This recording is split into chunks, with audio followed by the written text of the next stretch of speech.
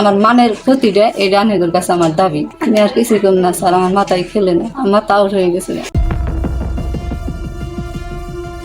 বিআই বাড়িতে বেড়াতে যেতেন 55 বছর বয়সী কবজ আলী। বিআই জব্বার মিয়ার পাশের বাড়িতেই থাকতেন রহিমা বেগম নামে এক বিধবা নারী। সেই রহিমা বেগমের সাথে গোপনে গড়ে তোলেন কবজ আলী পরকীয় প্রেম।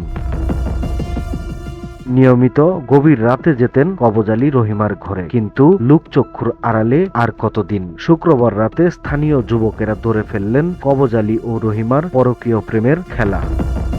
কবজ আলীকে রহিমার বিছানায় হাতে নাতে আটকে ফেলেন স্থানীয় যুবকেরা। এরপর কবজ আলীর ছেলে ভাড়াটে লোকজন নিয়ে বাবাকে উদ্ধার করে, কিন্তু বিপাকে পড়েন বিধবা রহিমা। একদিকে ভালোবাসার টান, অন্যদিকে লোকলজ্জার গ্লানি। দোটানায় দিশেহারা বিধবা রহিমা গিয়ে দাঁড়ান প্রেমিক কবজ আলীর বাড়িতে। এরপর বিয়ের দাবিতে বসে পড়েন অনশনে।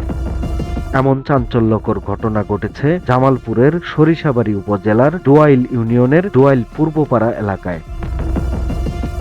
জানা যায়, ওই নারী ডোয়াইল বাজার এলাকার খোকা মিয়ার মেয়ে এবং ডোয়াইল পূর্বপাড়া গ্রামের মৃত বদিউজ্জামান বদির স্ত্রী।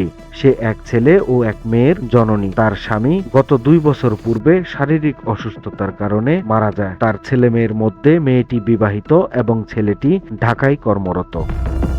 এদিকে একই গ্রামের মৃত নসিম উদ্দিনের ছেলে কবজ আলী 2 সন্তানের জনক। তার স্ত্রী দীর্ঘ 6 বছর পূর্বে মারা গেছে। এরপর তিনি আর বিয়ে করেননি। তার ছেলে মেয়ে উভয়ই বিবাহিত। তিনি পাশের বাড়ি বিআই জব্বার মিয়ার বাড়িতে বেড়াতে গিয়ে বিধবা রহিমার সাথে গোপনে পরকীয় প্রেমের সম্পর্ক গড়ে তোলেন, যার সূত্র ধরে শুক্রবার মধ্যরাতে ওই বিধবা রহিমার ঘরে ঢোকেন কবজ আলী। এরপরই ঘটে যত কাণ্ড। জানলো যে অমুকের ঘরের মধ্যে কবজ হাত দিয়েছে, বদির ঘরের মধ্যে বদির ঘরের সাথে অবৈধ সম্পর্ক, এটা ধরা খাইছে। ধরা খাই যে বাড়ি তুলে দিছে। এই ঘটনায় অভিযুক্ত কবজ আলীর উপযুক্ত বিচার চায় এলাকাবাসী। এ বিষয়ে সরিষাবাড়ী থানার অফিসার ইনচার্জ মোহাম্মদ চাঁদ মিয়া গণমাধ্যমে জানান, এ বিষয়ে থানায় কোনো অভিযোগ পাওয়া যায় নাই। এ ব্যাপারে কোনো থানায় লিখিত অভিযোগ পাননি, তবে লিখিত অভিযোগ পেলে আইনানুগ ব্যবস্থা নেবেন। সময়ের কলম, নিউজ ডেস্ক।